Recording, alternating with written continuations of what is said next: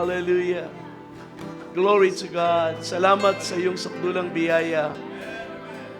Humigit kaysa iyong katarungan, Panginoon. When your justice demanded, Lord, a sacrifice for our sins, you offered a substitute. And so we honor you tonight, Lord. We give you praise for your wonderful works. We honor you in every way. Panginoon, salamat sa gabing ito na iyong pinagkaloob. Kami ay muling dudulog sa iyo, sa iyong mga salita. At hinihingi ang iyong banal na Espiritu ay muling mangusap sa aming kalagitnaan ngayon. To speak to every heart, O Lord, to convict every heart sa anumang kalikuan na maaaring makita mo sa aming mga buhay upang maituwid, upang lumakad na matuwid sa iyong harapan. At ito ang nais mo sa iyong mga anak. Ang paglakad sa pananampalataya ay paglakad sa matuwid na buhay. Panginoon, samahan mo kami sa gabing ito. Dalhin mo ang iyong mga salita sa puso ng iyong mga anak. Gawin mo itong pagpapala, kalakasan, katibayan pa ng pananampalataya hanggang sa kami ay dalhin mo sa iyong kaluwalhatian. Purihin ka sa dakilang pangalan ng Panginoong Hesus. Amen and amen. Praise the Lord. Glory to God. Amen. So makaupo na muna tayo mga kapatid. Magandang gabi sa inyong lahat. Salamat sa Diyos na muling nagdala sa atin ngayon sa Kanyang gawain. At ang ating fellowship ay muli, pinapaalala ko lang, simulan na natin ang pag-abot ng ating contribution para meron tayong maagang maibigay sa mga coordinators natin dahil kailangan din ng mga advances sa mga rerentahan nating mga gamit at facilities. At yung ating 31 Thanksgiving ay kanya-kanya tayong dala ng mga pagkain. Pagsalusaluhan lang natin kung anong kayang dalhin ng bawat pamilya para tayo ay merong may paabot sa Diyos na pagpapasalamat sa pagpasok ng bagong taon. At yung pag-stay dito ay by invitation kasi yun ng family ni Brother Renz. Kaya di naman natin pwedeng pilitin lahat kung kayo ay merong mga plano. Pero kung wala naman kayong plano at gusto nyong makisaya sa mga kapatirang mag-stay rito, ay welcome ang lahat. Okay? At syempre, kung maaga nating malalaman, ay makakapaghanda rin tayo kung ano ang mga kailangan gawin or paghandaan, lalo na sa pagkain. Anyway, so salamat sa Diyos sa bagay na yan. At meron akong naalala kanina, hindi ko matandaan, pero narinig ko na merong ilang mga kapatiran pa rin from Mindanao na darating. At sana ingatan sila ng Panginoon at salamat sa Diyos na nagbigay ng kagalakan sa kanila para mag-participate sa fellowship. Okay, so purihin ang Panginoon sa lahat ng kanyang mga gawa. Amen? Amen. So sa gabing ito ay nais kong kayong dalhin sa ating teksto sa Hebrews chapter 12. Ating basahin ang ilang talata mula sa verse 14 hanggang 17.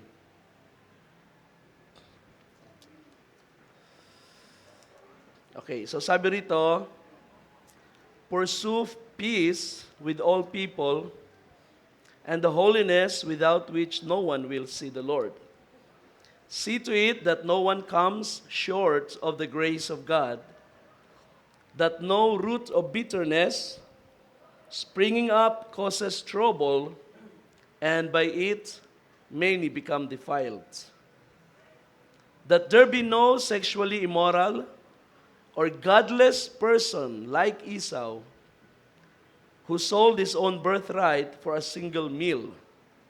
For you know that even afterward, when he wanted to inherit the blessing, he was rejected, for he found no place for repentance, though he sought for it with tears. Praise God. Ang Diyos magpala sa kanyang mga salita at ang ating paksa sa gabing ito ay may kinalaman sa birthright. Ang sabi sa verse 16 ay ipinagbili ni Esau ang kanyang pagkapanganay. So nais ko magbigay ng exhortation sa gabing ito. Tatawagin natin ating paksa, don't sell your birthright. Ito ay connected sa pagkapanganay, so sa firstborn. So ngayon naman ay nagbibigay ang salita ng Diyos ng salita sa atin na huwag nating ipagpalit ang ating pagkapanganay. Naniniwala ba kayong kayo ay panganay ng Diyos? Amen? Okay, kung naunawaan ninyo ang inyong pagkapanganay, then ingatan ninyo. Huwag ninyong ipagpalit. Huwag ninyong ipagbili. So yung selling na yan ay may kinalaman sa exchange, no? Pinagpalit ni Esau ang kanyang pagkapanganay sa isang sabi rito, for a single meal, sa isang pagkain. Isang mangkok na, sabi nga nila, lugaw. Imagine, lugaw lang, pinagpalit ni Esau ang kanyang pagkapanganay. Sino sa inyo nakaranas ng magbenta ng isang napakahalagang bagay for a very small price dahil sa kailangan ninyo? Naalala ko kanina habang pinag-aralan ko to ay kwento ng aming tatay na yun daw mga ninuno niya namin sa lolo niya ay napakalawak ng lupain sa Leyte pero pinagpapalit ang mga ektaryang lupa sa isang tandang. Isang ektaryang lupa siguro, isang tandang na manok sasabungin. At meron pang kwento ang si tatay na ipinagpalit ang isang malaking parteng lupa para lamang sa pipa. Alam niyo siguro yung pipa, no? Yung nilalagyan ng tabako. At parang sigarilyo yun na nakaganon. Para lang sa ganung klaseng gamit, no, ay pinagbili niya o ipinagpalit niya ang isang malawak na lupain. So dumating ang panahon, naubos yung lupain. At yun, nag-migrate na sila ng Samar at doon na pinanganak si tatay. Kung minsan hindi natin naintindihan ang mga bagay na napakahalaga sa ating buhay at ito ay naipagpapalit natin sa mga walang kabuluhan. Ang birthright ay isa sa mahalagang bagay na ibinigay ng Diyos sa isang mananampalataya. Ang salitang birthright sa Bible ay it means a right, privilege, or possession to which a person, especially the firstborn son, is entitled by birth. Isang pribilehiyo o isang karapatan o isang bagay na kung saan ang isang lalaki o isang tao, especially ang panganay, ay entitled siya. Ibig sabihin, may karapatan siya na makinabang sa bagay na yun. Ang tawag diyan ay birthright. Sa Tagalog ay isinalin as pagkapanganay because ito ay connected sa pagiging panganay talaga. By natural birth, ang panganay ay mayroong birthright na agad. Bagamat makikita natin sa kasulatan na hindi ito palaging nasusunod. Especially when it comes to God's plan, ang birthright ay ibinigay niya hindi sa order ng paglitaw sa lupa, kundi sa kanyang purpose. It is by election. Sa Bible, sa Old Testament times, makikita natin ang ilang bagay na tatawagin nating birthright ng isang panganay. Karapatan ng isang panganay. Ang una ay ang blessing ng ama. Sa Genesis 27, ay makikita natin kung paanong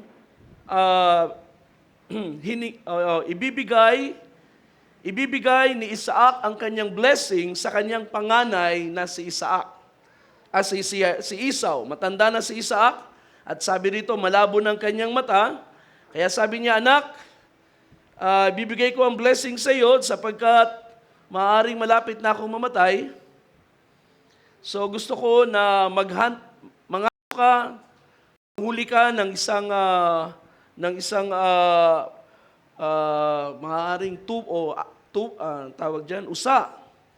At sabi niya, ihanda mo yung paborito kong pagkain at dalhin mo ito sa akin para ko ay kumain at magalak ang aking kaluluwa at ikaw ay aking babasbasan. So sabi rin sa verse 4, sabi rito, bring it to me that I may eat so that my soul may bless you before I die. So it was common practice na ang mga magulang, bago sila, pag nararamdaman nilang hindi na matagal ang kanilang buhay, sila'y nag-iiwan ng blessing sa panganay nila.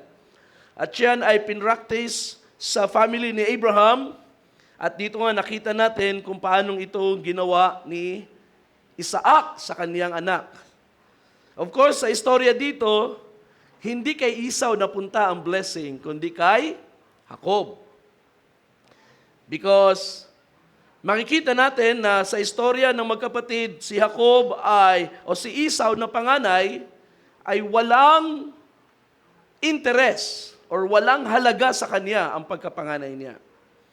Samantalang ito namang si Jacob na bunso ay talaga namang ina-aspire niya ang pagkapanganay.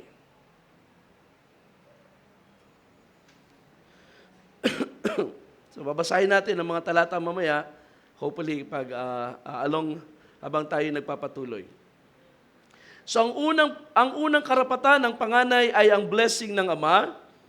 At kapag namatay ang ama, ang lahat ng ari-arian ng magulang, of course, yan ay iniiwan sa mga anak. Ang panganay ay mayroong dobleng sukat. Sa Deuteronomy 21 ay nagbigay ang Diyos ng instruction sa ganitong kaso. Now dito sa kultura ng mga tao sa panahon na yon ay nangyayari na mayroong mga lalaking dalawang asawa. Si Jacob nga ay 4 ang kaniyang asawa, 2 ang legal niyang asawa, at ang 2 slave or servants ay naging concubine niya. At diyan lumitaw ang 12 tribes.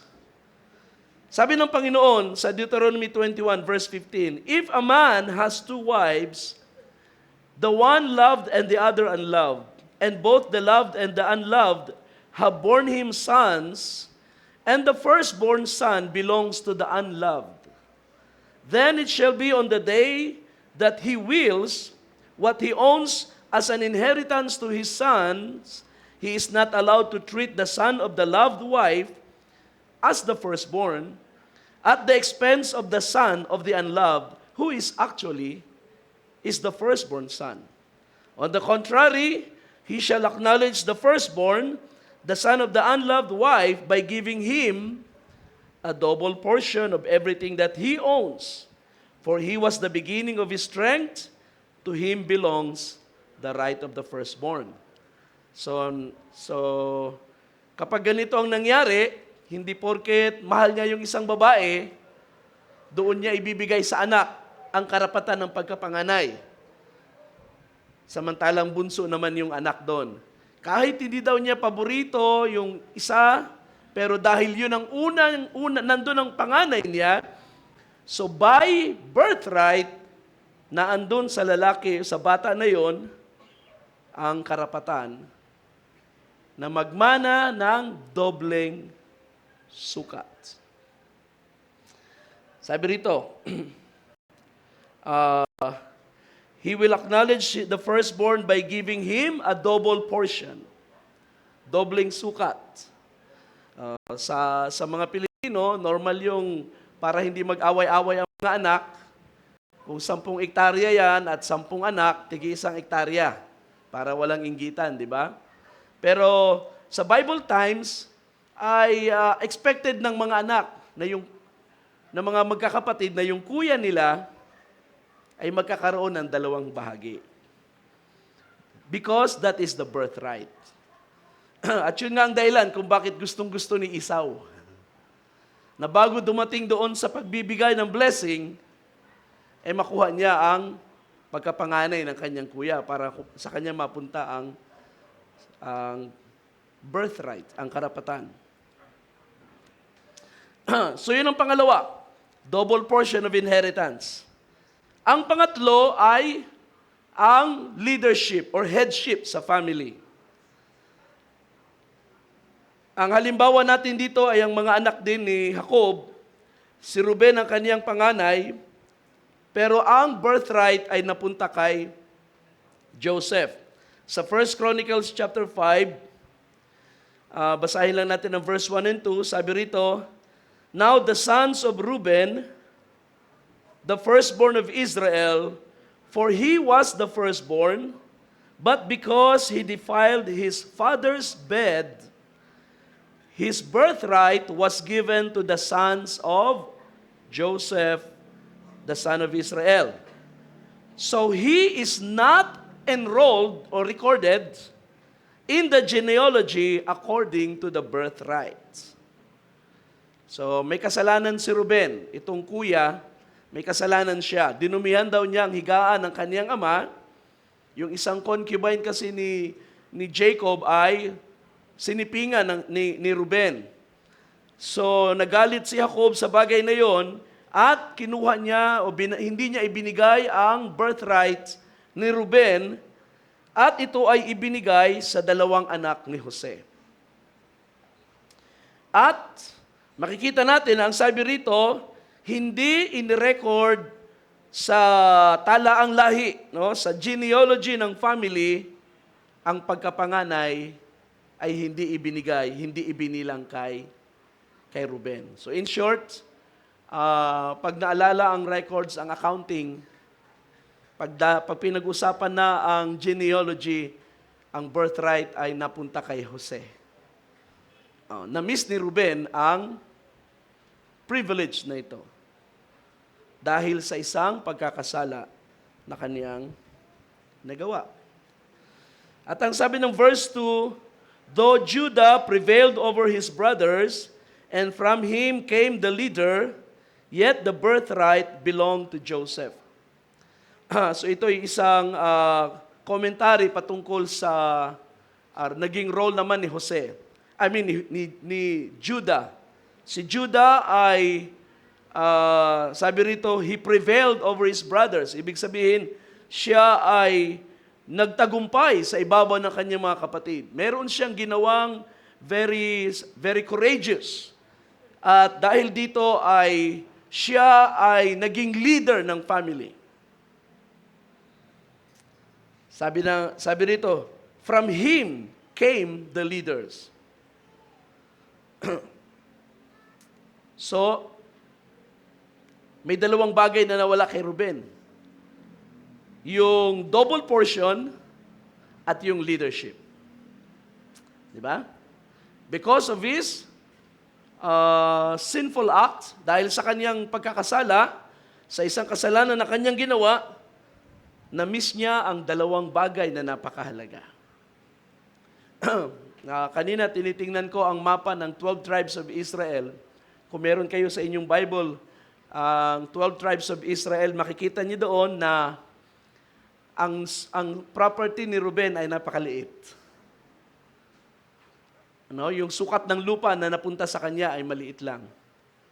At sa dalawang anak ni Jose, si Manasseh at si Ephraim, napakalaki ng nakuha nila. Siguro kung i-estimate nyo lang, halos kalahati ng promised land ay nasa loob ng boundary ni Manasseh at ni Ephraim. At sa magkapatid namang dalawa, kay Ephraim at kay Manasseh, si Ephraim ay panganay at si Manasseh ay bunso, pero nung si Jacob ay magbibless na sa kanyang dalawang apo, dahil inadapt niya yung dalawa, ay nag-cross yung kanyang kamay at yung kanan ay napunta sa bunso kay Manasseh. At si Manasseh ay nagkaroon ng double portion. Kaya sa dividing ng promised land, makikita ninyo na si Manasseh ay mayroong dalawang property. Yung isa nasa east of Jordan, yung isa ay nasa other side of Jordan. So, ipagpapatunay yun na ang birthright ay pinapractice sa panahon ng mga patriarchs, at even ang Diyos mismo ay pinahahalagahan niya ang birthright na yan. Kung ito'y mahalaga sa Diyos, then dapat ito'y mahalaga sa atin ngayon. Marami tayong pwedeng tingnan sa Biblia ng mga halimbawa, bukod kay Ruben, kay Esau at Jacob, of course, ay pwede rin nating tingnan si Adam, na si Adam ay isa rin sa mga halimbawa ng mga taong nawala ng birthright. Adam is supposed to be the head of the human family. Pero dahil sa nangyari sa Garden of Eden, nawala sa kanya ang mga privileges ng isang panganay. Ang Israel as a nation ay meron siyang na-miss sa birthright niya as a nation because she rejected the Messiah. Makikita rin natin yan sa New Testament part na. And then meron namang mga tao na meron din nagawang kasalanan pero hindi nawala ang birthright. Bagamat sila'y pinalo ng Diyos, pero ang birthright ay hindi inalis ng Diyos sa kanila. At ang isa sa napakagandang halimbawa dyan ay si Haring David. Meron siyang mabigat na kasalanan na gawa at similar yon sa kasalanan ni Ruben, na sinipingan niya ang isang babaeng may asawa, and yet, ang favor ng Diyos ay hindi inalis sa kanya.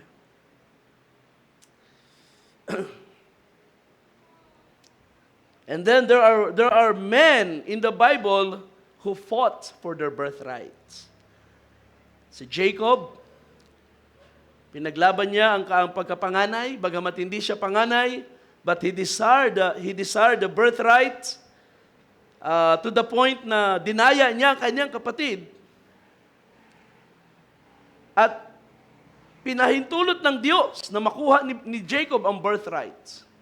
Subalit ang kanyang pagiging panganay ay hindi dahil sa nakuha niya ang birthright, kundi dahil ito ay plano ng Diyos. Na ang bunso, na ang panganay ay maglilingkod sa bunso. So it was God's divine plan na ang blessing ay dumaloy from Abraham to Isaac to Jacob. Hindi through Esau. At nag-struggle si Jacob sa bagay na yan at siya ay nakipagbaka. Nakipagbaka siya sa Diyos actually. Siya ay dumulog sa Diyos at ang Panginoon ay bumaba sa anyong lalaki na nakipag-wrestling sa kanya. At si Jacob ay kumapit sa lalaki na ito at hindi niya binitawan ang lalaking ito hanggat hindi ibinibigay sa kanya ang blessing. At bago sumikat ang araw ay na-claim ni Jacob ang blessing na yon at pinalitan siya ng pangalan from Jacob to Israel. Jacob, ang ibig sabihin ng Jacob ay slanderer. So yun ay reflection ng kanyang buhay na mandaraya. Pinalitan ng pangalang Israel, nang ibig sabihin ay Prince with God. Sapagkat siya raw ay nakipagbuno sa Diyos at nagtagumpay. So Jacob was an example of a man who fought for birthright. Pinaglaban niya ang karapatan na ito at ito ay napagtagumpayan niya. At ang pangalawang alam natin sa Bible na pinaglaban ang birthright ay ang ating Panginoong Hesus. Sa krus ng Kalbaryo ay kanyang demonstrate what it means to be a firstborn.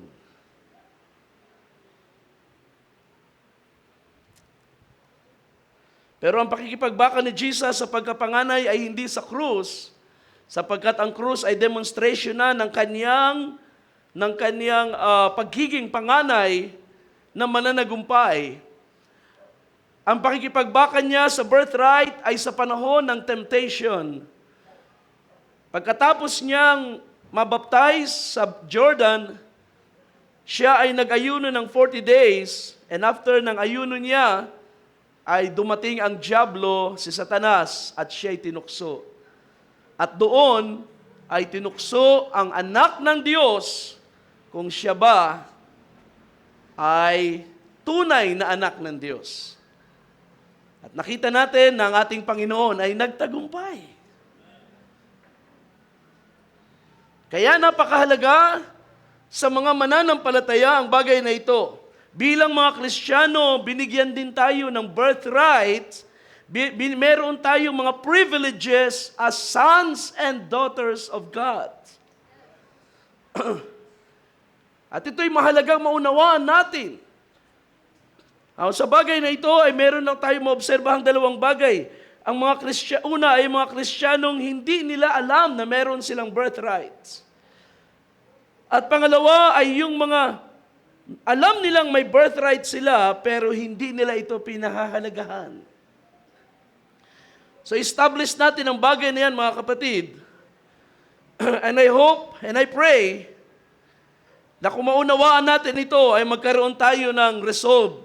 Hindi ko ipagbibili ang aking pagkapanganay. Okay? So unang-una, ang birthright ay karapatan ng isang anak ng Diyos. Your birthright is your right as a child of God. John chapter 1, kung babasahin niyo ang John chapter 1, ang sabi ng verse 12, as many as received Him, Jesus Christ, to them He gave the right to become children of God to those who believe in His name, who were born not of blood, nor of the will of the flesh, nor of the will of man, but of God. Right.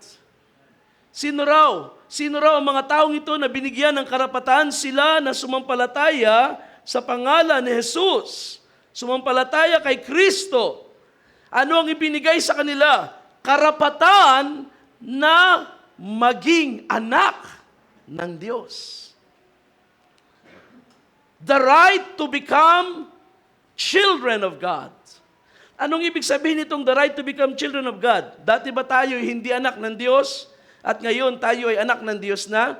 Well, kung maintindihan natin kung naunawaan natin ang ibang bahagi ng kasulatan, tayo ay mga anak na ng Diyos kahit nung nasa sanglibutan pa tayo.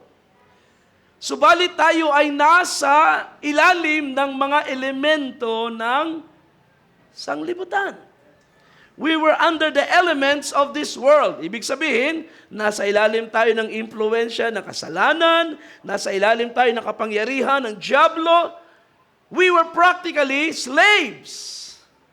Just like Israel, sabi ng Panginoon, Israel is my firstborn, and yet hindi nila alam what it means to be a firstborn. At hindi nila ma-enjoy ang pagiging firstborn. Yung birthright nila ay hindi nila ma-enjoy because they were under the power of Pharaoh, of Egypt. Kaya gusto silang palayain ng Diyos. Sapagkat binigyan niya ang mga taong ito, ang bayan na ito ay binigyan ng Diyos ng karapatan.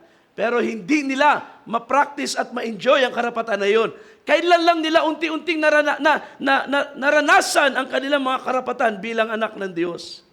Nung sila ay makalaya na.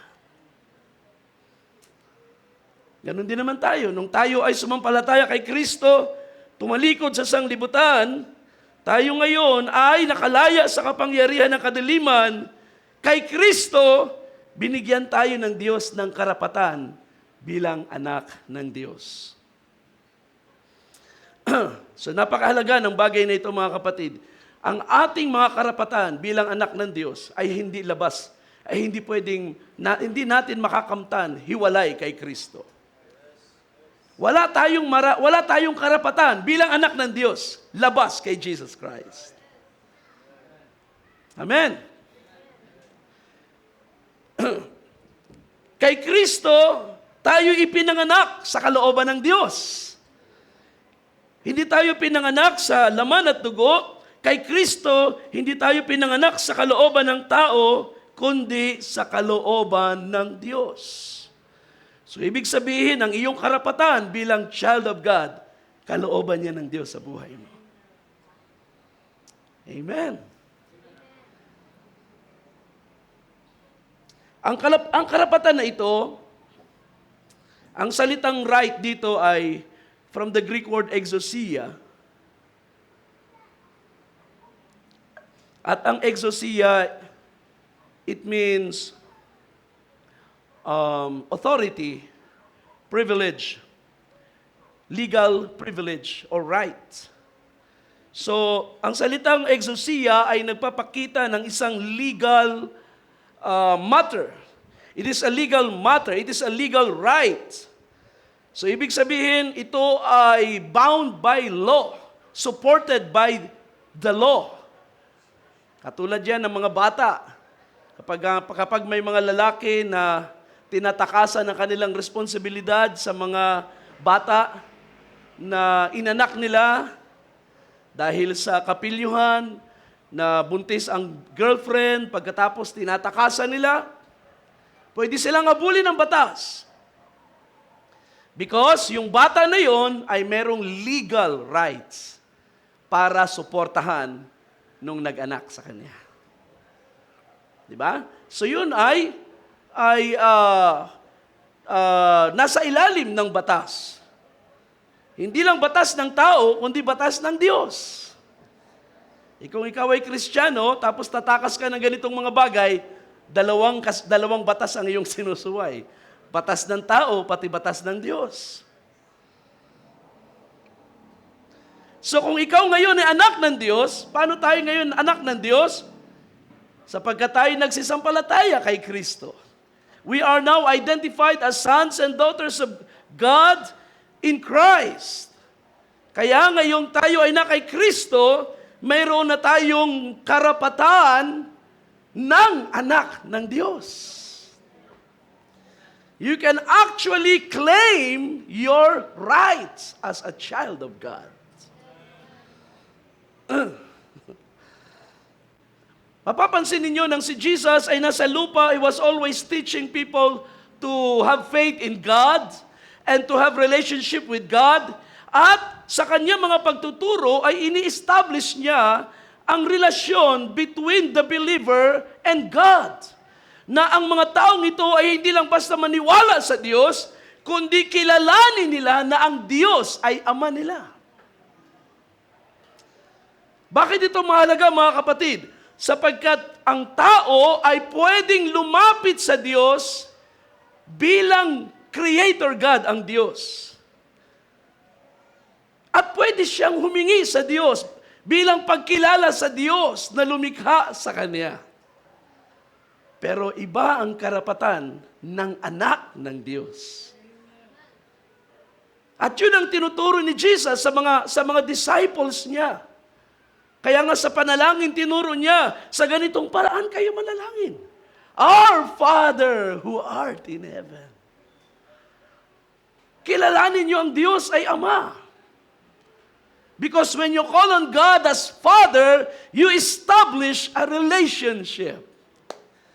And if there is a relationship, then you have a right. Amen? Pag ikaw'y may relasyon sa Diyos, nagkakaroon ka ng karapatan bilang anak ng Diyos. Amen. So yun ang in-establish ni Jesus. Manalangin kayo, Ama namin, sumasalangit ka. So tinuturuan niya mga tao na kumilala sa Diyos bilang Ama at sila'y lumapit sa Diyos bilang anak Because ito ay nag-establish ng relationship at dahil dito sa relationship na ito, sila ay nagkakaroon ng karapatan. And that is why ang lahat ng mananampalataya na sumampalataya kay Kristo ay binibigyan niya ng karapatang maging anak ng Diyos. Ibig sabihin, kay Kristo nai-establish ang ating relasyon sa Diyos na tayo anak ng Diyos at siya ay ama natin. And because of that, we have privileges. At alam niyo ba, ang privilege na ito ay walang pinag-iba sa privilege ni Jesus bilang anak ng Diyos. Kung ano ang karapatan ni Jesus as Son of God, ganun din ang karapatan natin ng mga anak ng Diyos. There is no difference. Kaya nga sabi ng Romans chapter 8, let's read Romans 8, sabi ng verse 14, "For all who are being led by the Spirit of God, they are sons and daughters of God." Sino rito ang inaakay ng Espiritu ng Diyos? You are son or daughter of God. For you have not received a spirit of slavery, leading to fear again, but you have received a spirit of adoption as sons and daughters, by which we cry out, Abba, Father. Paano ka tumatawag ngayong Abba, Father sa Diyos? By the Holy Spirit. Alright? By the Holy Spirit. So yung tinuturo ni Jesus sa mga disciples niya na tumawag kayo sa Ama, sa Diyos na Ama, ngayon ay lalong pinagtitibay sapagkat ang Espiritu ng Diyos ay nasa atin na, tinuturuan tayo, tumawag kayo sa Diyos na Ama. Bakit? Sapagkat nang dumating ang Holy Spirit, ikaw ay pinanganak sa kaharian ng Diyos. Yan, you receive adoption. Sabi rito, we have received the spirit of adoption as sons and daughters, by which we cry out, Abba, Father. Praise God.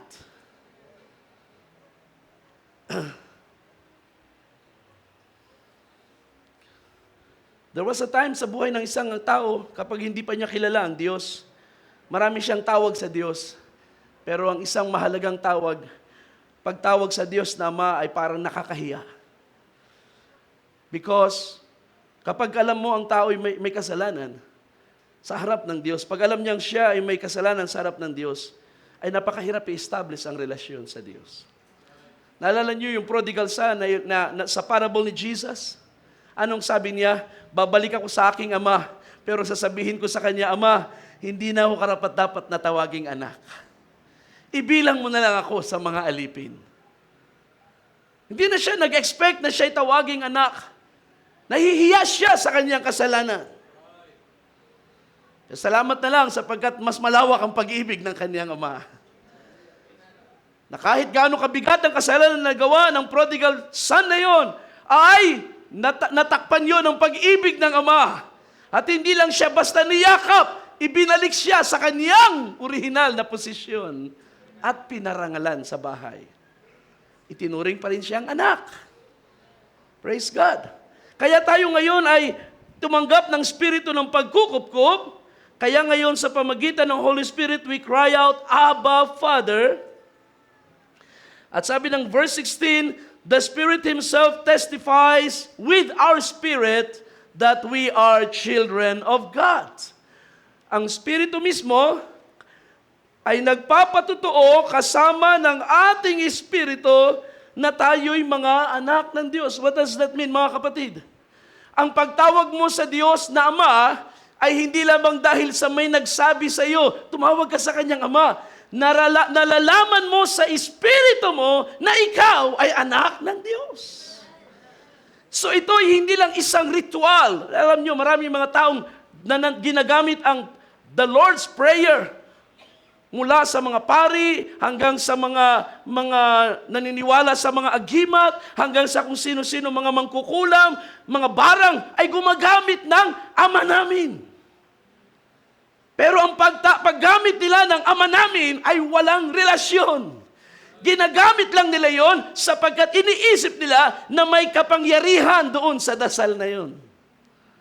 Kaya maraming mga tao sa simbahan gumagamit ng Ama namin, pero walang relasyon sa Diyos. Pero kapag ang Holy Spirit ay nasa iyo, ang Espiritu Santo ay magtuturo sa iyo, ikaw ay anak ng Diyos.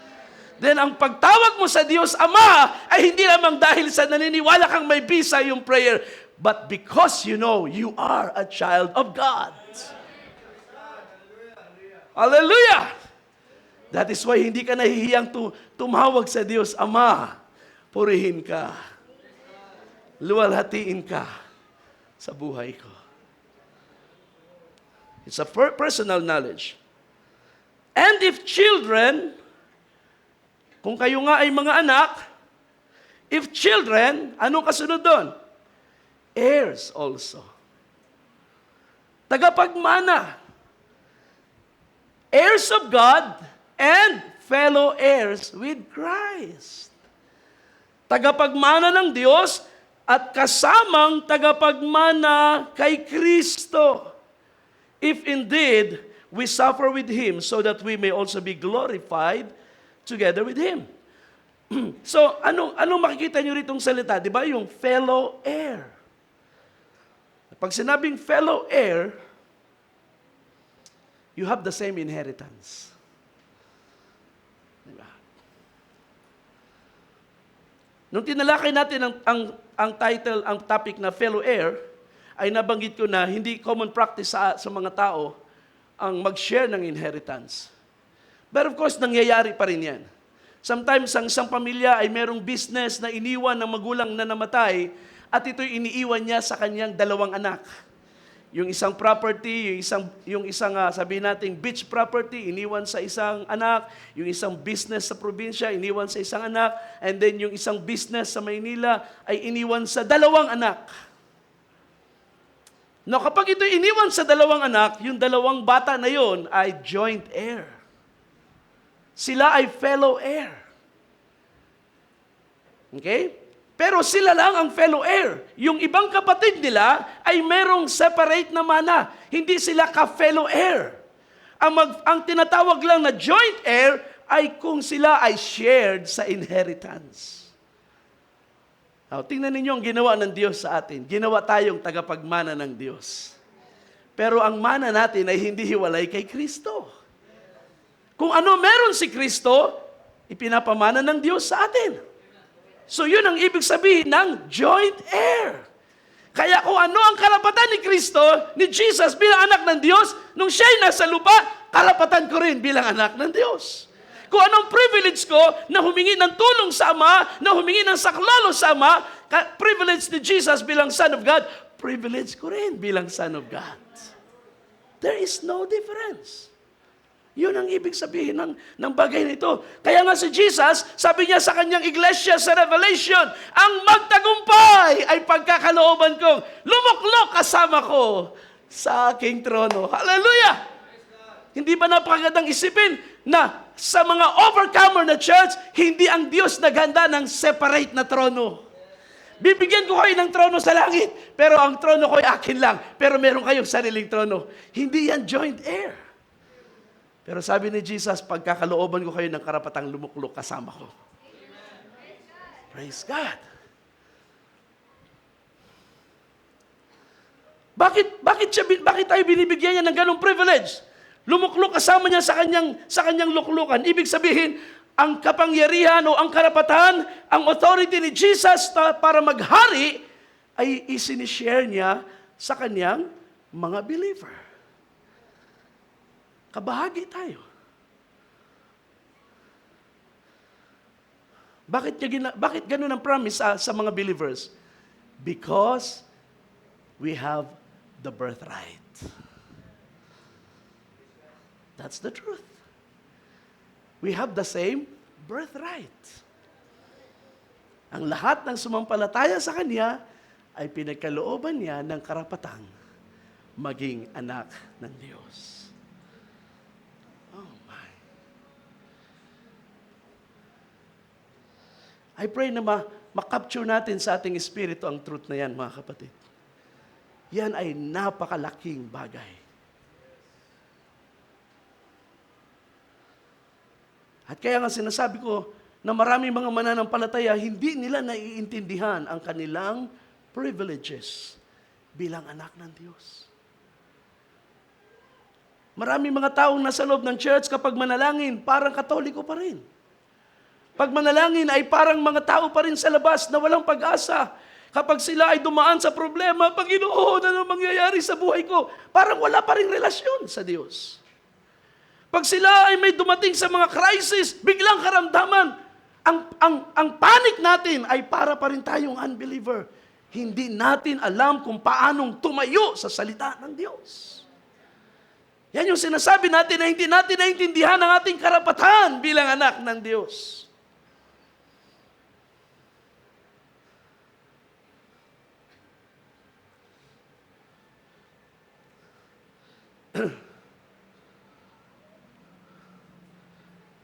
So, birthright is a child's right.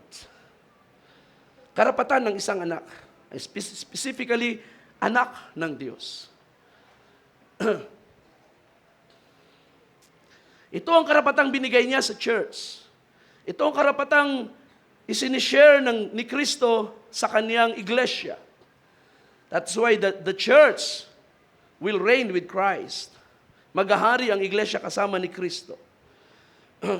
Kung meron kayo makikita mga simbahan na nagsasabi na, nag-iinganyo na sumama kayo sa kanila sapagkat paghaharian sila ni Kristo, well, that is because hanggang ganun ang kanilang naunawaan na sila'y paghaharian ni Kristo. Kailangan namang ibahagi natin ang isang mas magandang katotohanan at ito inilaan niya sa iglesia. Ang iglesia ay maghahari kasama ni Kristo.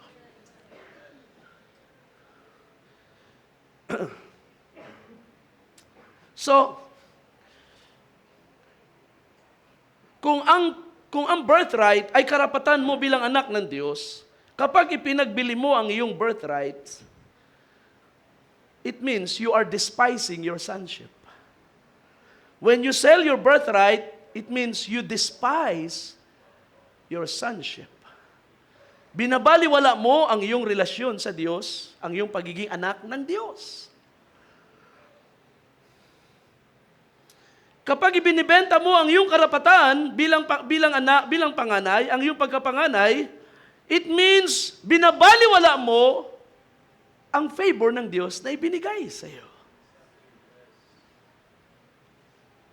Amen.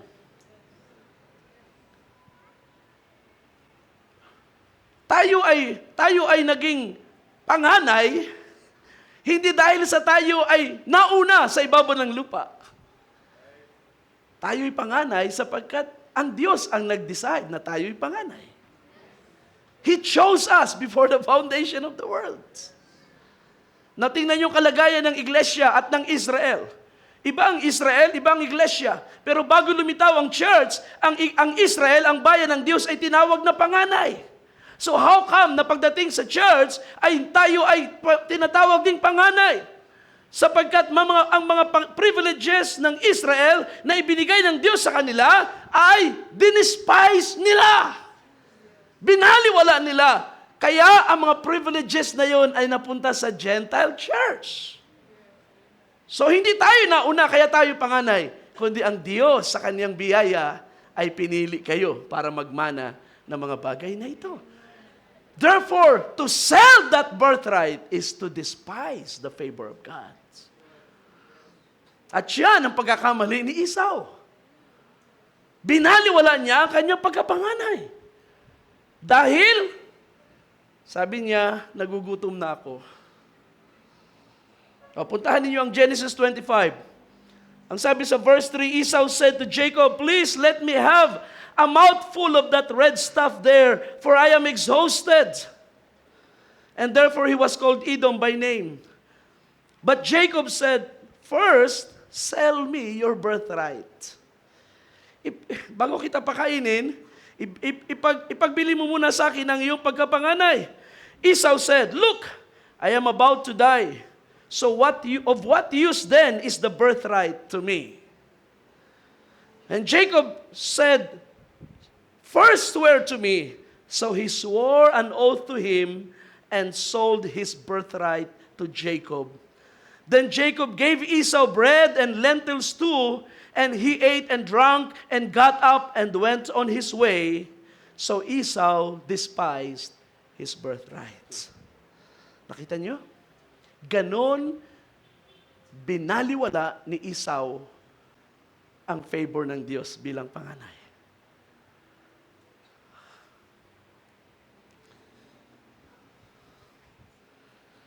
Maniwala kayo sa hindi, mga kapatid. Baka wala tayong kamalay-malay, ang ating pagkapanganay ay pinagbibili na natin. Dahil sa nakakaranas tayo ng mga kagutuman sa lupa, kapag nakakaranas tayo ng mga crisis sa ating buhay, sa halip na lumapit tayo una sa Diyos, sa halip na gawin nating tuloy-tuloy ang kalooban ng Diyos, lumilihis tayo ng landas. Dahil sa gutom, dahil sa crisis, dahil sa walang pera, hindi natin namamalayan, pinagbibili natin ang ating birthright. Delikado yan, kapatid. Baka isang araw, pag kailangan mo na yung birthright, wala ka nang makuha. Baka isang araw, pag nag-demand ka na ng karapatan, Panginoon, anak mo rin naman ako, ay doon naman, wala ka nang mahagilap na biyaya ng Diyos. Sapagkat hindi natin namalayan ang ating mga kilos, ang ating behavior, ang ating attitude sa panahon ng problema ay nagbabaliwala sa biyaya ng Diyos na ibinibigay niya sa buhay natin.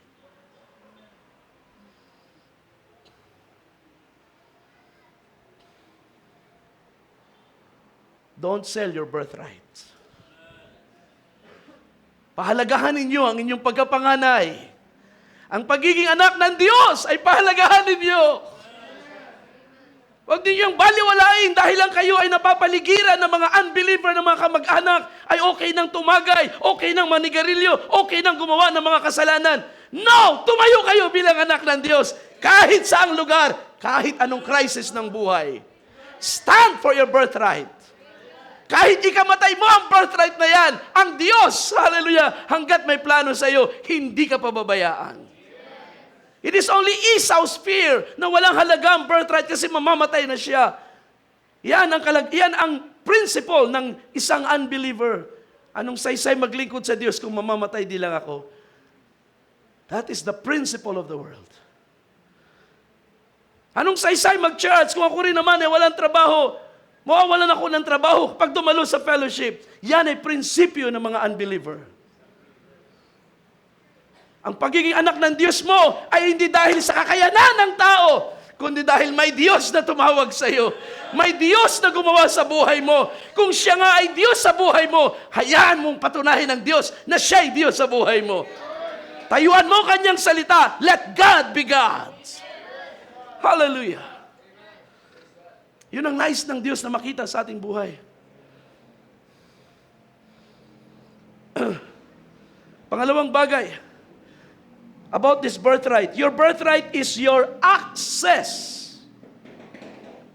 to the best things from God. Your birthright is your access to the best things of God. Ano isipin natin? Ano ba mga bagay na pwede pang ibigay ng Diyos sa akin? Yes, marami pa. In fact, maraming binibigay ang Diyos sa sanglibutan, sa mga tao sa lupa. Pero the best things are reserved para sa kanyang mga anak. Akala natin kapag tiningnan natin ang mga unbeliever, hindi nag-church, mga basto sa mga bibig, maraming mga bisyo, pero mas maginhawa sila. Akala natin nasa kanila na ang best things. Kaya gusto nating tumulad. Gusto na rin nating bumitaw sa paglilingkod, sapagkat sila naman maginhawa. No, brothers and sisters. Ang nasa kamay ng mga unbeliever ay maaaring sabihin natin ito'y biyaya ng Diyos. Pero hindi ito kasing ganda ng nakareserve sa inyo. Hallelujah. Gusto kong tingnan ninyo ang bagay na ito. Sa Genesis 27 ulit, dinaya ni Jacob ang kanyang kuya si Esau at nakuha niya ang blessing. Tingnan ninyo kung gaano kaganda ang blessing ng Diyos. Ng blessing na ibinigay ni Isaac sa panganay. Sapagkat ang buong akala niya, ang nasa harapan niya ay panganay. Sabi dito, please come close and kiss me, my son. So he came close and kissed him. And when he smelled the smell of his garments, he blessed him and said, see, the smell of my son is like the smell of a field which the Lord has blessed. Paano ito nangyari? Well, sinuot kasi ni Jacob yung damit ni Esau. Kaya ang naamoy ng kanyang ama ay hindi yung amoy Jacob. Ang naamoy niya yung amoy ni Esau. Alam niyo naman yung magkakapatid, iba-iba amoy niyan eh. Kaya nung inamoy niya, naamoy ko ay si Esau. Yung Esau ko, yung aking panganay, the smell of a field which the Lord has blessed. Now may God give you of the dew of heaven and the fatness of the earth and an abundance of grain and new wine. May peoples serve you. And nations bow down to you. Be master of your brothers, and may your mouth's sons, or may your mother's sons bow down to you. Cursed be those who curse you, and blessed be those who bless you. Sa tingin nyo, napakaliit na bagay ba yung mga binitawan ni Isaac? Ito ang summary ng lahat ng blessing ng Diyos na ibinigay pa mula kay Abraham at ngayon ay kay Isaac at ngayon ay isinasali niya sa kaniyang anak. Supposedly, ito'y para sa kaniyang panganay. Pero iba ang panganay ng Diyos. Ang panganay ng Diyos ay si Jacob. At si Jacob ay si Jacob ang dapat tumanggap ng blessing na ito. Kaya inalaw ng Diyos ang pandaraya upang ang blessing na ito ay masalo ni Jacob. Kaya ang lahat ng mga pagpapala ng Diyos sa loob ng 2 talata na ito ay ibinuhos sa buhay ni Jacob. All the things that God can bless a man. All the best things of God. Amen. The fatness of the earth, the abundance of grain and new wine, the dew of heaven. Kasi mga kapatid, nagsimula siya sa hamog ng langit, and then katabaan ng lupa, kasaganaan ng bukid at bagong alak. Bakit? Sapagkat blessing begins from heaven. Bubuhos ito sa lupa, magiging mataba ang lupa. Pag nagtanim ka, kahit ay tanim mo, laging maganda ang harvest. Ganoon ang favor ng Diyos. At ano ang kasunod? People will serve you. Nations will bow down to you. You will be master of your brothers. And your mother's sons will bow down to you. If anyone curses you, they will be cursed. And if anyone blesses you, they will be blessed. Ano pang mahihiling ni Jacob sa bagay na ito? And Esau was so confident na ang binabasbasan niya sa oras na yun ay ang kaniyang panganay. Ang hindi niya alam, ang binabasbasan niya ay ang panganay ng Diyos. Amen? Ang panganay ng Diyos. Alam niyo, sa istoryang ito, ay makikita ninyo ang ating Panginoong Hesus at tayo na mga anak ng Diyos na ipinanganak na huli, subalit panganay ng Diyos. Nasaan dito ang Panginoong Hesus? Ang Panginoong Hesus dito ay siya yung panganay na supposed to be blessed, na para sa Kanya ang blessing ng Diyos, pero tayo ang humaharap sa Diyos, and yet hindi tayo makakaharap sa Diyos at makakatanggap ng blessing ng Diyos kung tayo ay hiwalay sa panganay ng Diyos. Kaya anong ibinigay ng Diyos sa atin? Ibinihi sa atin ang katwiran ni Kristo upang tayo ay makaharap sa Diyos, at kapag nakita ng Diyos ang katwiran ng Kanyang panganay, ibibigay niya sa buhay mo ang pagpapala ng isang panganay. Hallelujah! That is why your birthright is access to the best things of God. Blessed be the name of God. Hallelujah. Tingnan ninyo sa verse 36. Dumating na si Esau at laking panlulumo niya sapagkat nakuha ng kanyang kapatid ang pagpapala at siya iyak na iyak.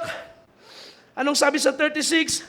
Is he not rightly named Jacob? For he has betrayed me these 2 times. He took away my birthright. Yun yung unang istorya. And behold, now he has taken away my blessing. At sabi niya sa kanyang ama, have you not reserved a blessing for me? But Isaac replied to Esau, behold, I have made your brother your master. Naibigay ko na. I have given him all his relatives as servants. And with grain and new wine, I have sustained him. What then can I do for you, my son? In short, sabi niya kay Esau, anak, naibigay ko na ang the best sa kapatid mo. Ano pa ba ang pwede kong ibigay sa iyo? Esau said to his father, do you have only one blessing, my father? Isa lang ba yun, ama? Bless me as well, my father. So Esau raised his voice and wept. Then his father Isaac answered and said to him, behold, away from the fertility of the earth shall be your dwelling, and away from the dew of heaven from above. And by your sword you shall live, and you shall serve your brother. But it shall come about when you become restless, you will break his yoke from your neck. So ito lang ang naibitawan ni Isaac sa kanyang anak.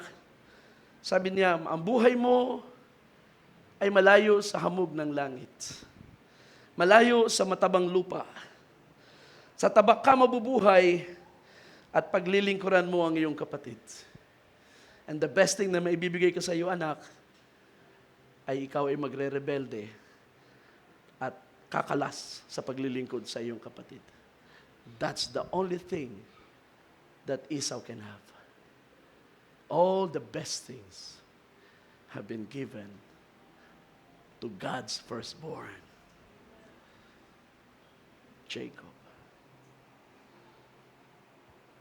Intindihan niyo, mga kapatid? To be sure, ang pandaraya ni Jacob ay pinagbayaran niya. Dinaya siya ng kanyang biyanan for 20 years. At yun ang kabayaran ng kanyang pagkakamali, pandaraya sa kanyang kapatid. Pero ang birthright ng Diyos ay hindi mababago. Sabi ni Paul sa Romans chapter 9, that the purpose of God by election will stand. It was said to the mother, the elder will serve the younger. Para daw manaig ang plano ng Diyos, ang kalooban ng Diyos. Dineclare. See? Puntahan ninyo ang Genesis 47 at may makikita natin ang favor ng Diyos kay Jacob ay talagang sumama sa kanya. Dumating ang tagtuyot. Ang tagtuyot na yon, alam niyo na yung famine, 7 years ng plenty, 7 years of famine. So si Joseph ay governor na sa Egypt. 2 years into the famine ay nagpakilala si Jose sa kanyang mga kapatid, sapagat ang kanyang mga kapatid sa sobrang hirap na wala ng pagkain, napilitan na silang pumunta ng Egypt. Sa panahong ito ay wala si Esau. Ang istorya ay na kay Jacob. At nagpakilala si Jose, wag na kayong magalit sapagkat kalooban ito ng Diyos. Nakita ng Diyos ang malaking kagutom na mangyayari. Kaya ipinauna niya ako dito sa Ehipto para iligtas ang ating pamilya. Naniniwala ko na kasama ito sa birthright na napunta kay Jacob. Tama? Na siya ay iingatan ng Diyos. Kaya ipinauna ng Diyos si Jose at ngayon ay dumating na ang panahon para sila ay isalba ng Diyos. At ito na nga, tiniis ni Jacob ang kanyang sorrow sa pagkawala ng kanyang anak. Akala niya patay na. Pero ngayon, ay pinakita ng Diyos sa kanya, I have a greater plan. Kaya pagdating dito sa 47 ng Genesis, sa verse 5, humarap sila kay Pharaoh Pharaoh said to Joseph, your father and your brothers have come to you. The land of Egypt is at your disposal. Napakagandang statement. Ikaw ang bahala. Andyan ang lupain. Bahala ka gawin ang gusto mo. Settle your father and your brothers in the best of the land. I love these words. In the best of the land, let them live in the land of Goshen. And if you know any capable men among them, then put them in charge of my livestock. So, binigyan pa sila ng trabaho. Joseph brought his father Jacob and presented him to Pharaoh. Jacob blessed Pharaoh, and Pharaoh said to Jacob, how many years have you lived? Jacob said to Pharaoh, the years of my living abroad are 130. Few and unpleasant have been the years of my life, nor have they attended the years of my fathers, that my fathers lived during the days of their living abroad. Sojourning in. So Jacob blessed Pharaoh and went out from his presence. Joseph settled his father and his brothers and gave them property in the land of Egypt, in the best of the land, in the land of Ramesses, as Pharaoh has ordered. My God. Pati si Pharaoh ay kailangang hipuin ng Diyos ang puso ng Pharaoh para bigyan ng favor si Jacob, sapagkat ang blessing ay nakay Jacob na, ang birthright ay nasa kanya na. Kapag may crisis sa lupa, ang Diyos ay obligadong magpuno sa pangangailangan ng kanyang anak. Glory to God. Kaya nga si Jesus ay may salita, seek ye first the kingdom of God and His righteousness, and all these things shall be added to you. Hindi mo na nga kailangang hingiin. It shall be added to you. Live for the kingdom. Live a righteous life, and all these things shall be added to you. Bakit? Sapagkat your birthright is your access to the best things of God. As a child of God, you have a right, you have access to the best things. Your needs come first. Glory to God. Your need come first. Kanino? Pagdating sa mga tao sa sanglibutan nito, the needs of God's people come first. Pinakita ito ni Jesus sa isang parable. We can read in Mark chapter 7. May isang Syrophoenician woman na lumapit kay Jesus at nagmakaawa. Maawa ka sa aking anak. Aking anak ay inaalihan ng maruming espiritu. At siya ay naglulupasay. At sabi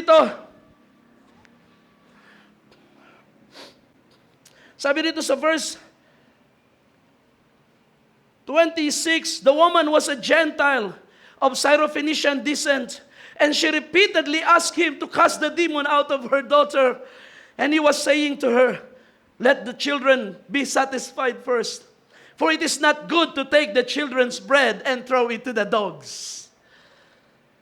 But she answered and said to him, yes, Lord, even the dogs under the table feed on the children's crumbs. Now, tingnan ninyo ang parable na ito, mga kapatid. Pinapakita dito ni Jesus na ang priority ng Diyos is always His children. Di ba kayo nagagalak sa bagay na yun, mga kapatid? Pag may crisis sa Angono at sa Antipolo, kayo ang priority ng Diyos. Amen. Alam niyo ba, nung panahon ng pandemic na nagkakagulo ang buong Pilipinas, sa Pilipinas na lang, huwag na natin isama ang ibang bansa na nagkakagulo sa ating bansa, kayo ang binabantayan ng Diyos. Kayo ang may birthright. Kayo ang iniingatan ng Diyos. Totoo na iningatan niya rin ang mga unbeliever, sapagkat ang Diyos ay mabuti sa lahat. Ang ulan pinabubuhos niya, ang ulan ay pinapatak niya sa matuwid at hindi matuwid. Pero pagdating sa kaisipan ng Diyos, children come first. Hallelujah! Kaya si Jesus nagsabi, kailangan ko munang busugin ang mga anak, unahin ang mga anak. Amen.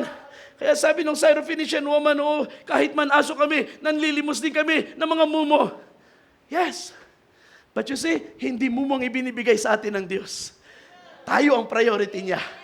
Nagluto siya para sa atin, hindi para sa mga aso. Naghanda siya para sa atin, hindi para sa mga aso. Purihin ang Panginoon. Hallelujah! Hallelujah!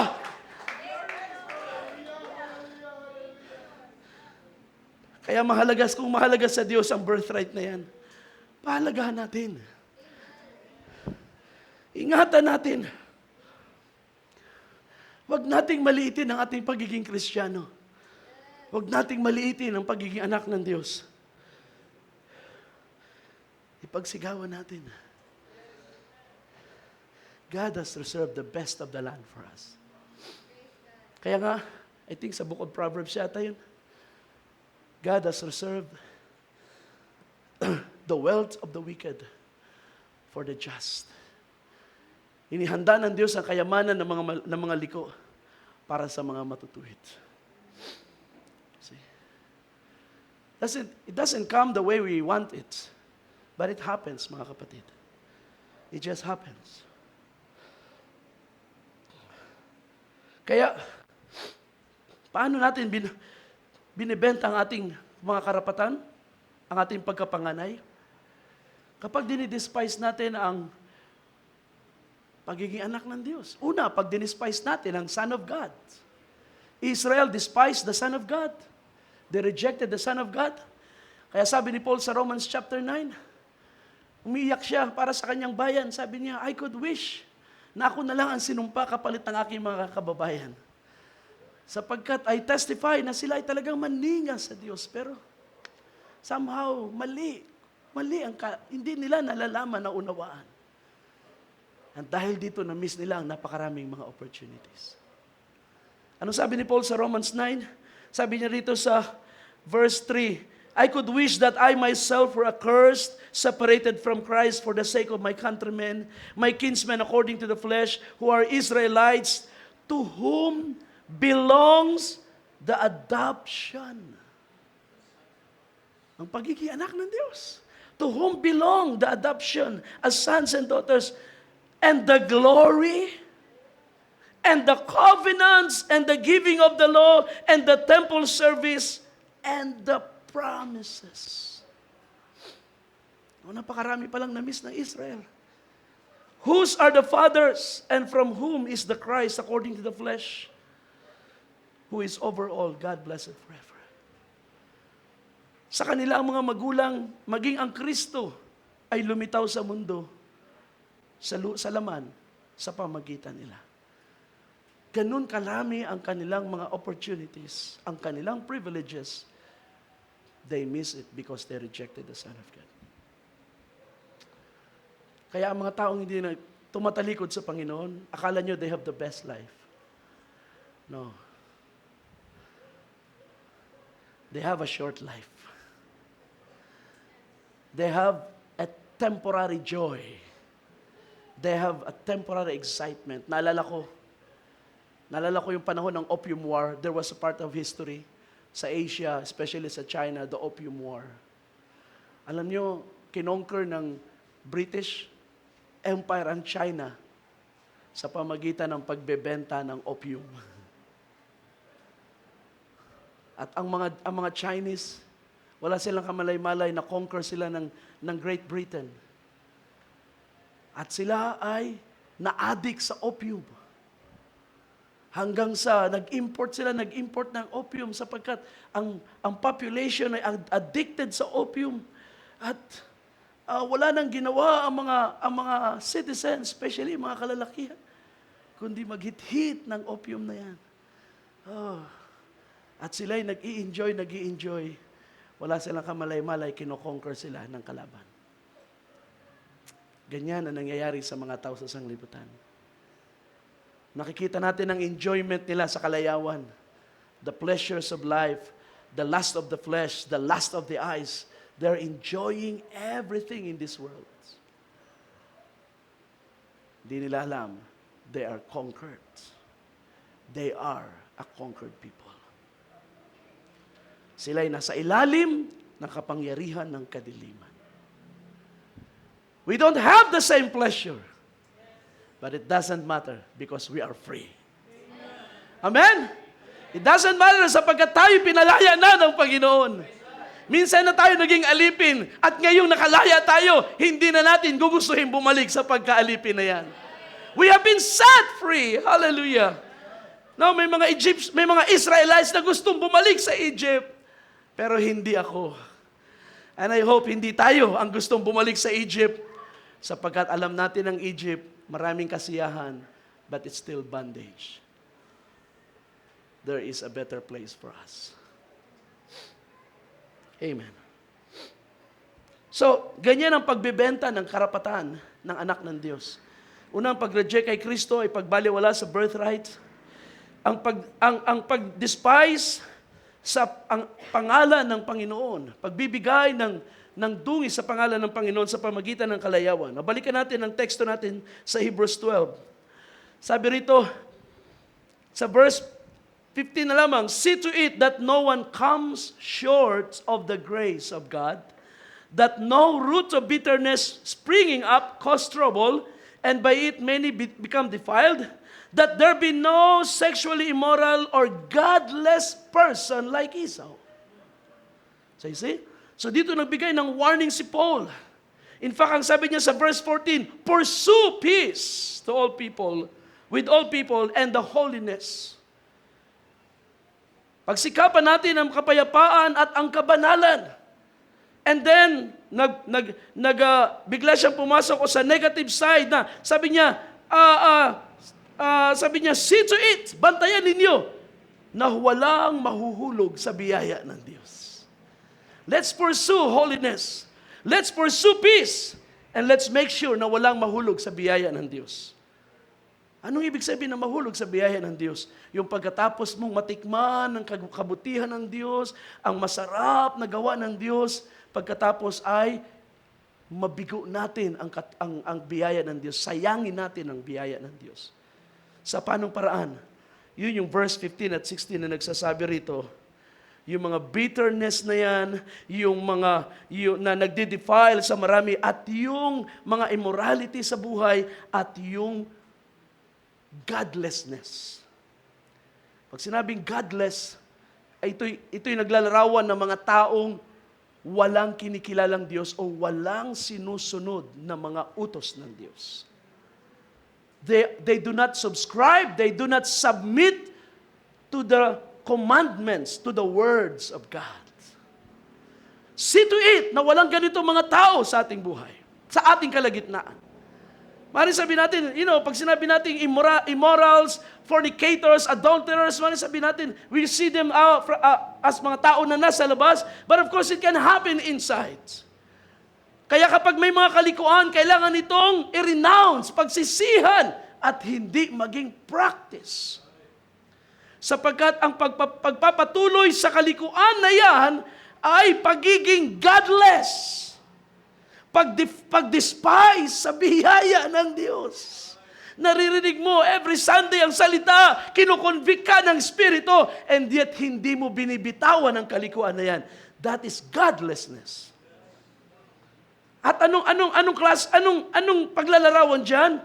Like Esau, who sold his own birthright for a meal, for a single meal. Ibig sabihin, kapag tayo ay nananatili sa kalikuan, naglilingkod sa Diyos, nasa church, nakikibahagi sa mga mananampalataya, and yet tayo ay merong hiwalay na buhay na unbeliever. Kaya nga minsan, hindi maiwasang sinasabi na mga young people na merong ibang account sa ibang social media na hindi ipinapaalam. Bakit? Because they want to live a double life. Isang Christian life na friend ang lahat ng mga kasama sa church at isa pang social media life na hindi kilala ng church. That is godlessness. Yan ang ugali ni Esau. Na binaliwala niya ang kanyang birthright. Ito'y pagbabaliwala din naman sa ating pagiging anak ng Diyos. When we try to live like the world. Naalala ko noon, meron tayong isang young people sa church na kasama sa church, siyempre, no? Pero pagdating sa eskwelahan, ay meron siyang mga baong pantalon, may baon siyang damit na doon lang niya sinusuot sa school. Pero bago umuwi, hubarin, palda siya ulit, school uniform, uwi ng bahay. That is godlessness. Na para nating niloloko ang Diyos, hindi naman natin maloloko ang Diyos eh. Ang ating sarili, ang ating dinadaya sa pagkukunwari at pagsisikap na pag ako nasa trabaho, gawin ko gusto ko. Pag sa church, gawin ko ang gusto ng Diyos. Pero nasa trabaho, ako na bahala sa buhay ko. No. That's godlessness. Yan ang pagbebenta ng iyong pagiging anak ng Diyos. Di ba? Pag ikaw nasa kapilig ng mga mananampalataya, malinis ang buhay mo. Pero pag ikaw nag-iisa na, nasa kalsada na, nasa opisina na, chain smoker ka na. Tumatagay-tagay ka na ng mga alcoholic drinks. Kasi puyat ako eh. Minsan, kailangan ko ng panggising. Kaya minsan, tumatagay ako ng 4 kantos. That's a double life. You are selling your birthright.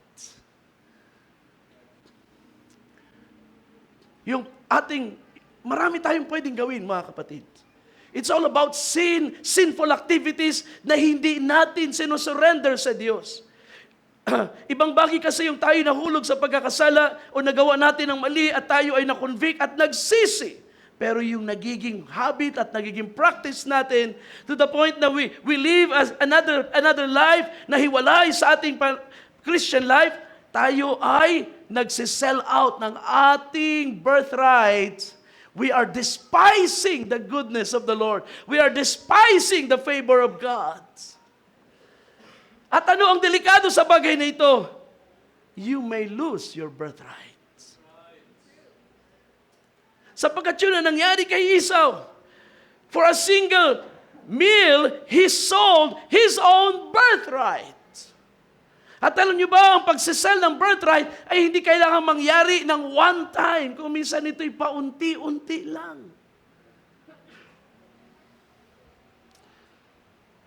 Merong isang church na itong taon ay napasyalan namin. At may isang young people na sipag-sipag mag-song lead, puri sa Panginoon.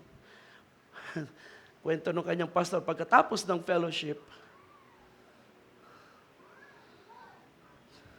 kung paanong puring-puri siya sa passion niya sa pagsa-song lead.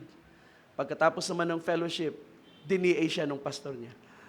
Sapagkat nagkaroon ng relasyon sa unbeliever.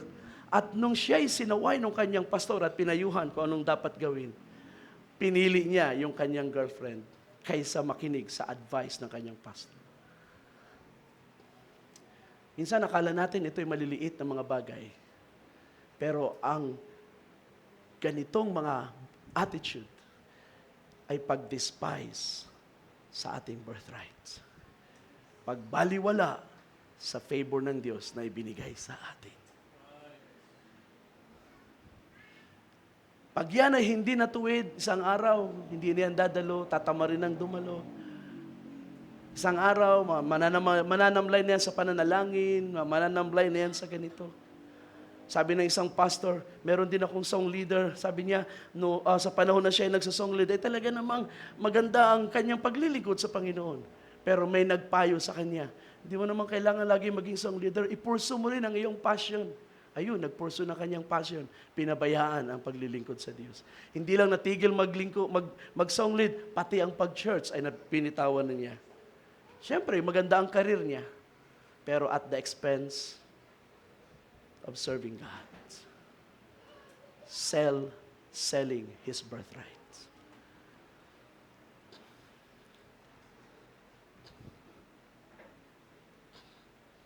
Ang masaklap kay Esau, ang sabi ng verse, ano kasunod na verse doon? Ng verse 17, for you know that afterward, when he wanted to inherit the blessing, he was rejected. Nung gusto na niya maklaim ang blessing, ano nangyari ngayon? He was rejected. Ibig sabihin, hindi na inalaw ng Diyos na maipatong ni Isaac ang kanyang kamay kay Esau because he already despised the birthright. Kaya inalaw ng Diyos ang pandaraya ni Jacob at nakuha ni Jacob ang blessing na yun. He was rejected, sabi rito, for he found no place for repentance. Walang nasumpungang lugar. Ibig sabihin, hindi na tinanggap ang kanyang pagsisisi, even though he sought it diligently with tears. So nung dumating na ang panahon na kailangan niya ang birthright, binaliwala mo, ba't ko ibibigay sa'yo? Umiyak siya sa Diyos, umiyak siya sa kanyang ama. Humingi siya ng isa pang blessing, baka meron pang nakalimutan ng ama. Wala, naibigay ang lahat sa kanyang kapatid. See? Dahil lamang sa isang panahon na gutom siya at binaliwala niya ang kanyang pagkapanganay. Mga kapatid, anuman ang kalagayan sa buhay, huwag niyong kalilimutan kayo anak ng Diyos. Anuman ang inyong sitwasyon, always remember, kayo ay joint heir with Christ. Amen? Fellow heir kayo kay Kristo. Pag wala na kayong pera, pag kayo nawala ng trabaho, pagkatapos ng mga fellowship, pagkatapos ng commitment mo, biglang nawala ang lahat ng mga sources of income mo, huwag mong kalilimutan. Ngayon ka lang walang trabaho, but you are forever a child of God. Hallelujah! Ngayon ka lang may crisis, but you will always be a child of God. At isang araw, ang lahat ng ito ay tatapakan ng iyong mga paa because you will reign with Christ. Hallelujah!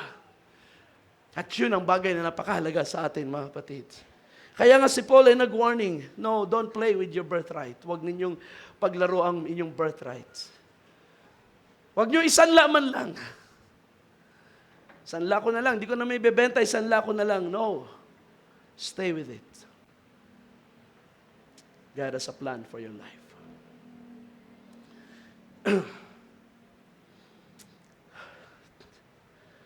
Ang kagandahan nito, sa isang side kasi mga kapatid, katulad nga nung sinite ko kanina, si King David, siya'y tinawag ng Diyos na panganay niya. It's by election. Nung siya'y niluklok sa trono, you can read that in Psalm 89. Sabi sa verse 20, I have found my servant David with my holy oil, I have anointed him. And then, ibinigay ng Diyos ang kanyang favor.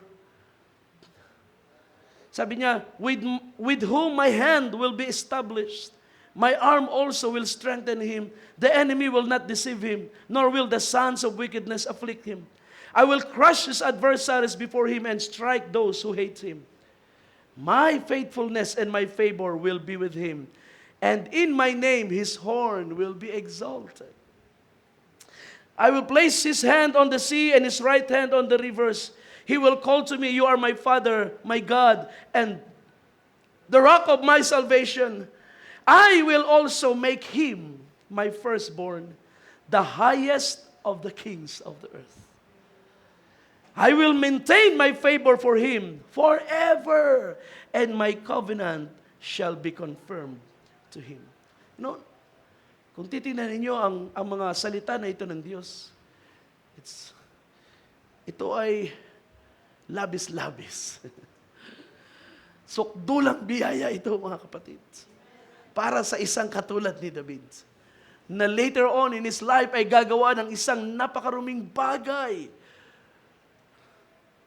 At ito'y ginawa niya sa kanyang kaibigan.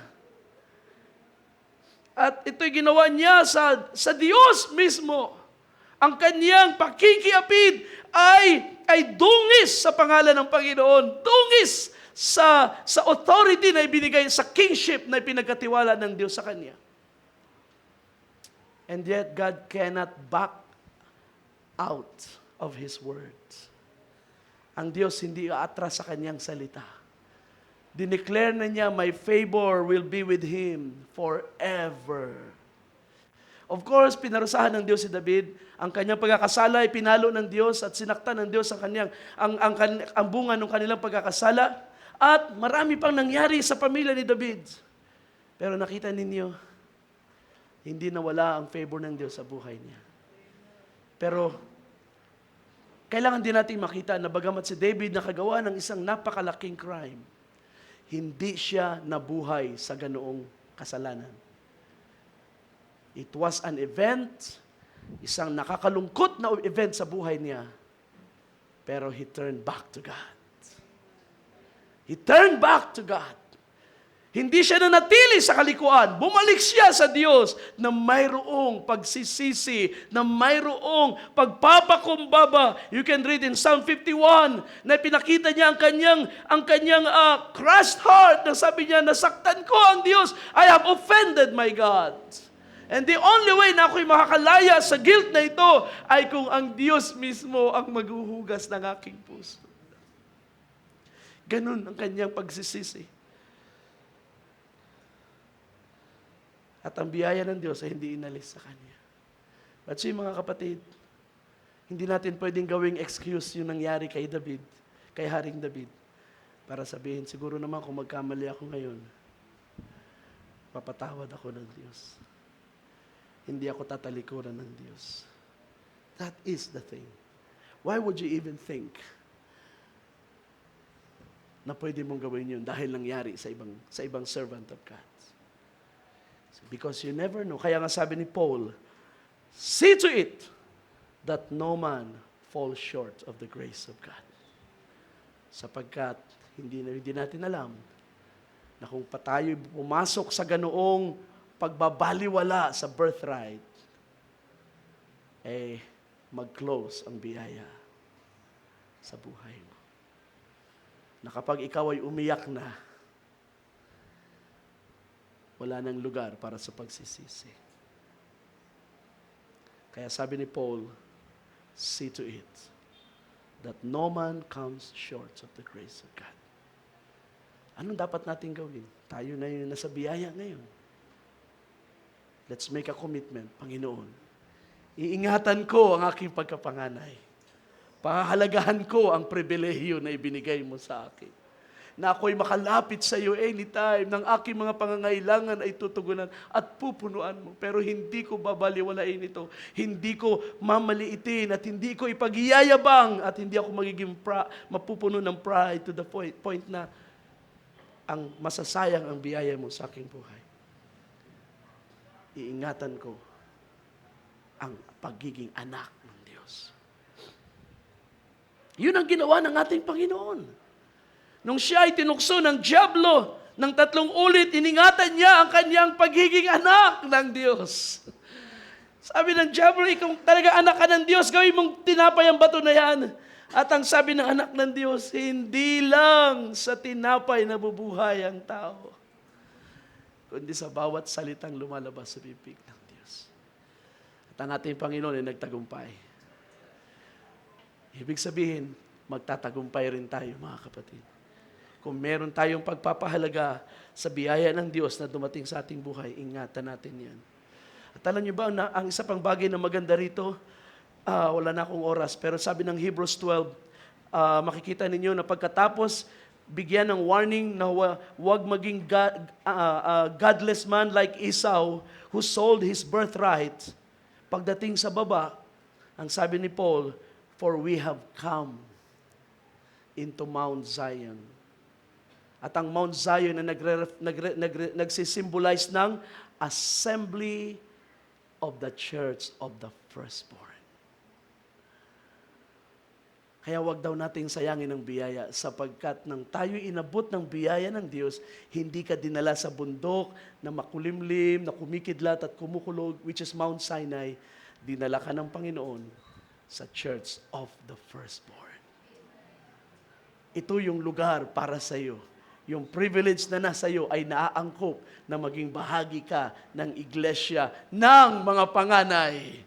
Katulad mo, nagpapahalaga sa kanilang birthright at lumalakad na matuwid sa pananampalataya. I pray mga kapatid na naunawaan natin kung gaano kahalaga ang nasa atin ngayon bilang mga anak ng Diyos. Amen? Palakpakan natin ang Panginoon. Glory to the name of Jesus. Tumayo tayong lahat. Hallelujah. Napaka-dakila ng Diyos at ng kanyang mga salita. Walang sukat ang kanyang biyaya at kaawaan sa atin, mga kapatid. At sa ating pagtatapos, bago kayo balik sa ating MC, awitin natin yung Tagalog kanina, Sukdulang Biyaya.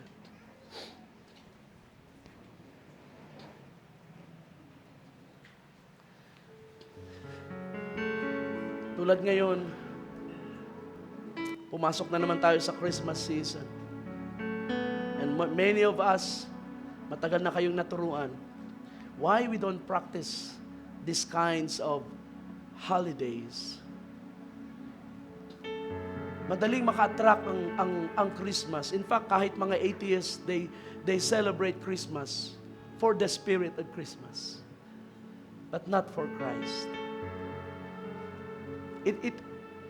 These kinds of tradition are human inventions para mag-project ng image na ang mga tao, kahit na mapabayaan nilang paglilingkod sa Diyos for the whole year, basta't pagdating ng Christmas, they remember na si Jesus Christ was born into this world. And then they give love on Christmas Day, and then they worship. Yan ang pinoproject ng tradition, mga kapatid. Pero anumang bagay na labas sa pananampalataya, sabi ni Pablo, ay kasalanan. These traditions, meron silang form of godliness. Sabi ni Paul sa 1 Timothy 3, they have a form of godliness, but they have denied the power. It's powerless. Kaya nga ang spirit of Christmas ay hanggang January 1 lang yan. Pagpasok ng New Year, malilimutan na ng mga tao ang pag-ibig sa isa't isa. Because it's powerless. Pero kapag ang Kristo ay nasa buhay mo, hindi mo kailangan ng tradition para maranasan ang kapangyarihan ng bagong buhay. Araw-araw, ikaw ay lumalakad sa kapangyarihan ng Espiritu Santo at ang pag-ibig ng Diyos ay umaapaw sa buhay mo araw-araw. You don't need a holiday para i-express ang pag-ibig ng Diyos. You don't need a holiday para i-remind sa pag-ibig ng Diyos. Because it's part of your life. It's God in you. Lumalakad. Habang lumalakad ka sa pananampalataya. Purihin ang Panginoon. Huwag nating ipagbili ang ating pagkapanganay sa panahon na ito. I'm sure maraming pangako ang sanglibutan. I'm sure maraming mga opportunities na ibibigay ang mga tao sa paligid ninyo. Don't sell your birthrights. Huwag kayong masanay na dahil lamang sa sinabi ni Barbanham na Merry Christmas ay okay lang ang Christmas. Dahil lamang sa may tumanggap ng regalo si William Branham sa panahon ng Christmas ay okay mag-celebrate ng Christmas. Don't be fooled. Don't sell your birthrights.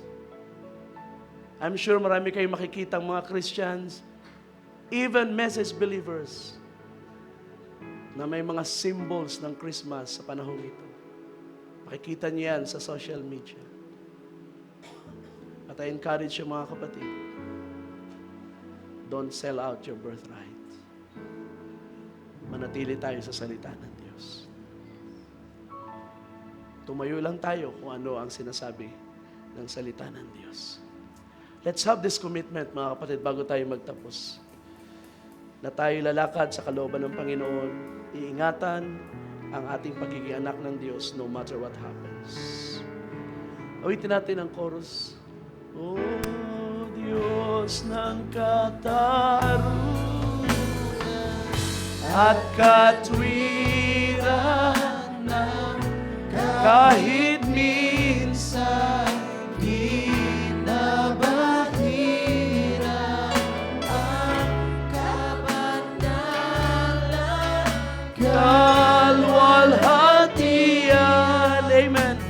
Salamat sa sukdulang biyaya mo, O Diyos ng pag-ibig. Amen. Mas malawak pa kaysa aking mga pagkakasala, higit pa sa buhay ko. Salamat sa sukdulang biyaya mo. One more time. O Diyos ng katarungan at katwiran, yes, Lord, di na mahirap ng kabanalan, yes, Lord, kalwalhatian. Salamat sa sukdulang biyaya mo, O Diyos ng pag-ibig na mas malawak pa, amen, kaysa aking, yes, Lord, pagkakasala, higit pa sa buhay ko. Salamat, yes, salamat, Lord, sukdulang biyaya mo. Salamat sa sukdulang biyaya mo. Salamat, aming Diyos. Purihin ang iyong dakilang pangalan, Diyos ng katwiran at kahatulan. Subalit nang kami ay iyong inabot, ang iyong iniabot sa amin ay ang iyong biyaya, upang kami ay makaabot sa iyong katwiran. Sapagkat hindi kami sapat sa iyong kahatulan, sa iyong justice, sa iyong righteousness. Inabot mo kami ng iyong mayamang biyaya. At ito ngayon ang buhay ng iyong mga anak, Panginoon. Tulungan mo kami na tumayo sa kalagayang ito na kami ay iyong inilagay bilang mga anak mo, Diyos, na mayroong access sa lahat ng mabubuting bagay na iyong inilaan. Pinakamainam na mga bagay sa buhay, pinakamalinis, pinakamaayos, pinakamapayapa, o pinakamatuwid na mga bagay na iyong inilaan para sa iyong mga anak, O Diyos. Pinakamataas na kalagayan sa iyong kaharian, O Lord, pinakabanal na pangalan, ang pangalang Jesus sa iyong inihanda para sa amin. Para sa aming kaligtasan, kagalingan, kapunuan, O Diyos. Ano pang aming hahanapin sa buhay na ito? Ang lahat ng pinakamainam ay inihanda mo na at iyong ipagkakaloob na masagana sa lahat ng mga anak mo na lalapit sa iyo at hihingi sa iyo ng anumang bagay na kailangan nila. Panginoon, hallelujah, at tulot mo, Diyos, na kami ay manatili na malinaw ang aming unawa at kaisipan sa panahon ng mga crisis, Lord, ay hindi namin makalimutan ang katotohanan na ito. Hallelujah, kundi lalo naming tayuan at ingatan so that you will be glorified, so that you will be pleased, hallelujah, sa buhay ng iyong mga anak. At iyo ring sabihin ang katulad ng iyong sinalita sa iyong anak sa lupa, well done, my child, this is my beloved son, in whom I am well pleased. Oh Lord, I pray na yan ang buhay na iyong nakita sa amin sa taong ito at sa taon pang darating. Oh Lord, and if any shortcoming na iyong nakita, and if we have failed you in some way, Lord, we repent, oh Lord. Kami nagsisisi at nagpapakumbaba sa iyo. And once again, Lord, nire-renounce namin ang mga gawa ng sanglibutan. And we hold on to your word. We return, we come back to your word, oh Lord, sapagkat nasa iyong salita ang buhay at ang kalakasan namin. Oh, ang lahat ng kapurihan at kadakilaan, sa iyo lamang, O Diyos, sa iyo lamang. Tanggapin mo ang papuri ng iyong mga anak. sa pangalan ng Panginoong Kristo Jesus. Amen and amen. Can we all shout, praise the Lord? Can we shout, praise the Lord? Hallelujah. Glory to God. Glory to God. God bless you.